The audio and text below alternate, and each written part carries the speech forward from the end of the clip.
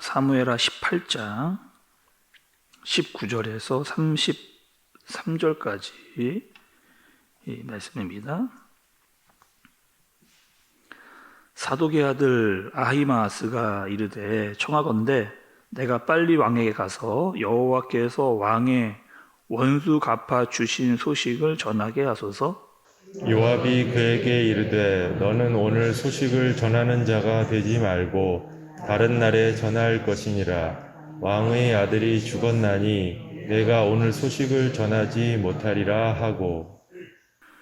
요압이 굿스 사람에게 이르되 내가 가서 본 것을 왕께 아뢰라 하매 굿스 사람이 요압에게 절하고 다름질하여 가니 사독의 아들 아히마아스가 다시 요압에게 이르되 청하건대 아무쪼록 내가 또 한 구스 사람의 뒤를 따라 달려가게 하소서 하니 요압이 이르되 내 아들아 너는 왜 달려가려 하느냐 이 소식으로 말미암아서는 너는 상을 받지 못하리라 하되. 그가 한삭고 달려가겠노라 하는지라. 요압이 이르되 그리하라 하니 아히마아스가 들길로 다름질하여 굿스 사람보다 앞질러 가니라. 때에 다윗이 두 문 사이에 앉아 있더라. 파수꾼이 성문 위층에 올라가서 눈을 들어보니 어떤 사람이 홀로 달려오는지라. 파수꾼이 외쳐 왕께 아뢰되 왕이 이르되 그가 만일 혼자면 그의 입에 소식이 있으리라 할 때에 그가 점점 가까이 오니라. 파수꾼이 본즉 한 사람이 또 달려오는지라.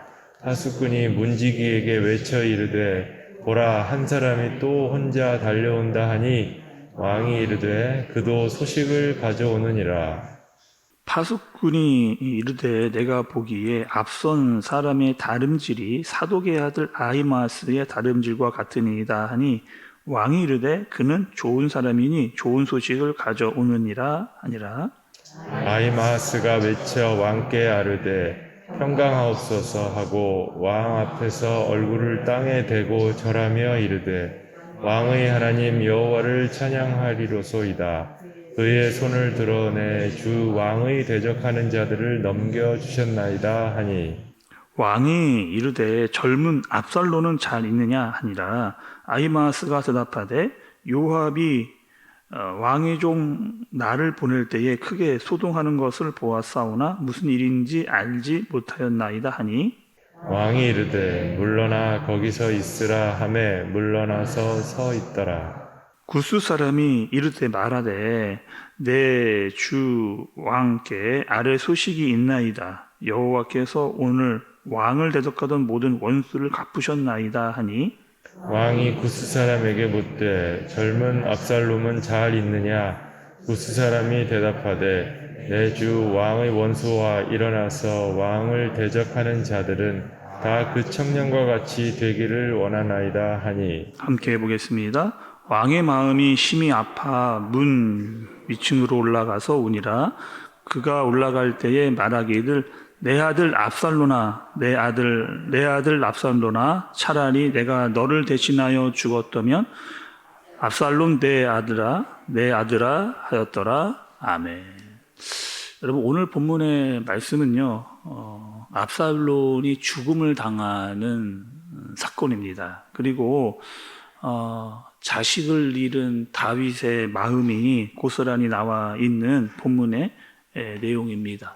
지금까지는요, 다윗이 압살롬 때문에 광야에서 죽음을 피해 다니던 상황이었습니다. 물론 자신이 광야에 나와 있었지만 끊임없이 아들에 대한 연민과 사랑의 마음이 다윗에게 있었거든요. 나를 아무리 죽이려고 하더라도 내 아들이 돌아오기만 한다면 이라고 하는 사랑과 긍휼의 마음이 다윗의 마음 가운데에 있었습니다. 그리고 지금 압살롬의 군사들과 전쟁을 하러 나아가는 요압, 또 아비새, 그리고 이때에게 정말 다윗이 진심으로 부탁을 했거든요. 내 아들 그 압살롬만은 나를 위해서라도 제발 너그럽게 대해주기를 바란다 라고 그렇게 부탁을 했습니다. 또 다윗의 군대와 압살롬이 전쟁을 할 때 다윗은 가만히 있을 수가 없었습니다. 왜냐하면 자신의 아들의 생사에 가가 달려 있었기 때문에, 또 자신의 가정의 문제로 인해서 지금 민족이 같은 동족들이 싸우고 죽고 죽이는 그런 전쟁. 다윗의 마음이 어땠을까? 어떻게 표현할 수 없고 감당할 수 없는 그런 마음. 이러지도 못하고 저러지도 못하는 그런 노심초사하면서도 또 이 전쟁이 어떻게 되었는가 오맹물만 기다리고 있는 그런 마음. 그리고 전쟁을 이겨도 걱정, 저도 걱정이라고 하는 아주 마음이 쉽지 않은 그런 상황에 놓여 있는 다윗의 모습입니다. 첫 번째 전령이 왔습니다. 그리고 다윗이 가장 먼저 물은 게 있어요. 29절의 말씀 여러분 좀 보시죠. 첫 번째 전령이 왔는데, 왕이 이르되 젊은 압살롬은 잘 있느냐 하니라.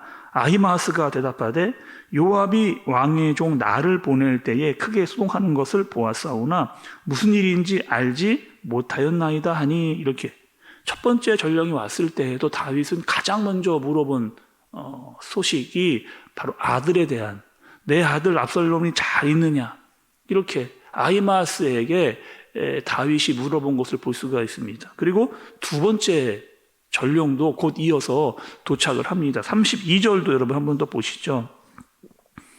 왕이 구스 사람에게 묻되 젊은 압살롬은 잘 있느냐? 구스 사람이 대답하되 내 주 왕의 원수와 일어나서 왕을 대적하는 자들은 다 그 청년과 같게 되기를 원하나이다 하니, 직감적으로 두 번째 전령이 전한 소식을 통해서 다윗이 직감적으로 알게 된 겁니다. 나를 대적하는 압살롬이 죽었구나라고 하는, 나는 정말 내 아들이 평안하게 돌아오기를 바랬는데 아무리 그 아들이 철부지 같더라도, 아무리 회개망측난 일을 하더라도 내 아들만은 살아서 돌아올 줄 알았는데 그 아들의 죽음의 소식을 직감한 다윗의 모습을 볼 수가 있는 거죠.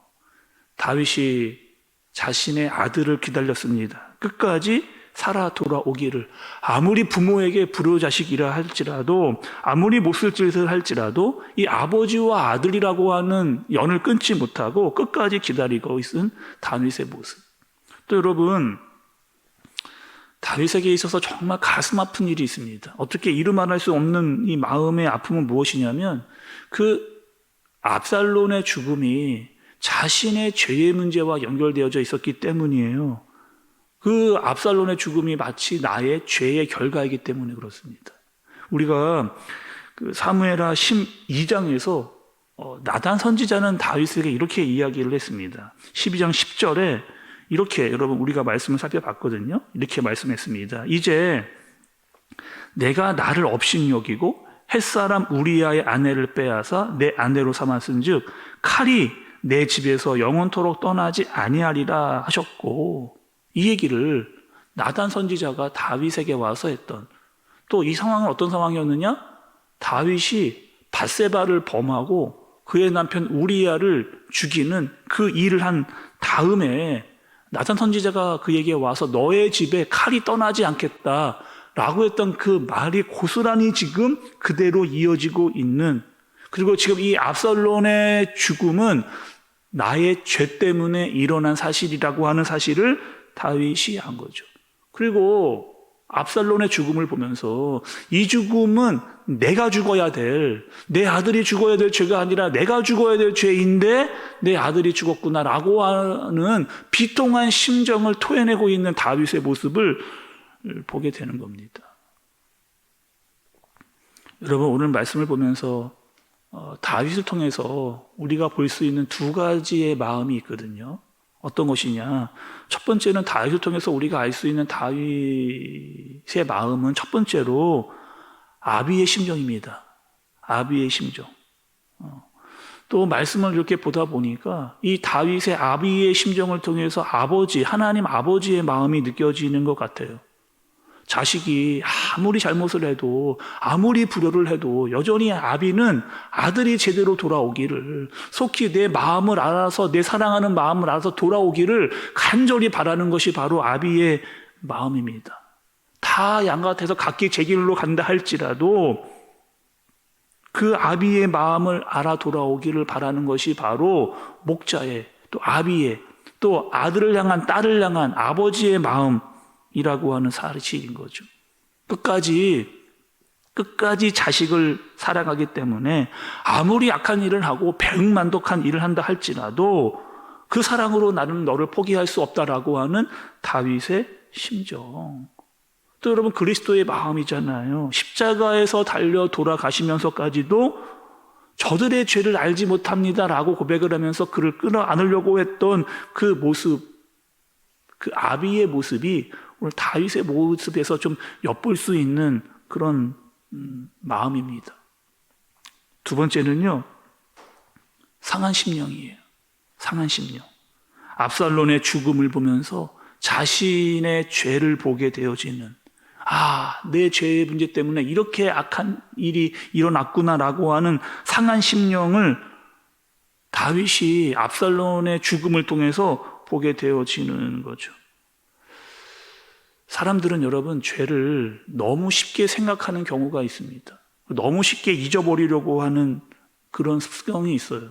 예수님께서 죄 때문에 이 땅에 오셨는데 사람들은 오히려 이 죄의 문제를 가볍게 여기거나 쉽게 잊어버리려고 하는 경향이 있는 것을 볼 수가 있습니다. 그러나 하나님은 절대로 그 죄의 문제를 그냥 관가하거나 쉽게 지나가시지 않는다라고 하는 것을 우리가 말씀을 통해서 고스란히 그대로 우리가 알 수 있게 되어지는 거죠. 다윗은 지금 자신의 아들의 죽음을 보면서 자신의 죄를 봤습니다. 자신의 죄. 그리고 그 죽음은 너가 아니라 나였어야 된다라고 하는 비통함, 애통함, 그런 마음을 갖게 되어진 거죠. 여러분, 성도는 애통할 수 있는 사람이어야 됩니다. 애통할 수 있는 사람. 나 자신을 보면서, 나의 잘못을 보면서, 때로는 우리의 가정을 보면서, 우리의 공동체를 보면서, 우리 교회를 보면서, 직분자로서 또 교회를 보면서 비통하고 애통하는 마음, 내가 바로 섰지 못했기 때문에, 나의 잘못 때문에 이렇게 된 것입니다라고 하는 애통한 심령이 우리 가운데에 있는 것, 나의 잘못으로 인해 일어난 일입니다라고 하는 상한 심령을 갖는 것, 그것이 바로 성도라는 거죠. 여러분, 오늘 말씀을 통해서 하나님 아버지의 마음을 조금 헤아릴 수 있는, 그러면서 나의 상한 심령을 가지고 주님 앞에 나아갈 수 있는 다윗의 마음, 우리가 다 이해할 수 없더라도 그 속에서 나타나는 그 마음을 통해서 우리가 깨달아야 할 바를 알고 주님께로 나아갈 수 있는 저와 여러분들 되어지기를 예수님의 이름으로 축복합니다. 기도하겠습니다. 하나님 아버지, 우리는 연약합니다. 그리고 자꾸 실수합니다. 그리고 심지어는 죄를 지어놓고도 쉽게 잊어버리려고 하는 우리의 그런 모습, 하나님, 내 잘못이 있다면 주님, 이 잘못을 그냥 지나가지 않고 간과하지 않고 주님 앞에 나와 회개하며 용서를 구하게 하여 주옵소서. 하나님 아버지의 마음을 알게 해주시고 상한 심령으로 주님께 간절하게 나아가 애통할 수 있는, 그럴 때 주님이 주시는 은혜와 용서와 긍휼하심을 얻는 우리가 되게 하여 주옵소서. 예수님의 이름으로 기도드리옵나이다. 아멘.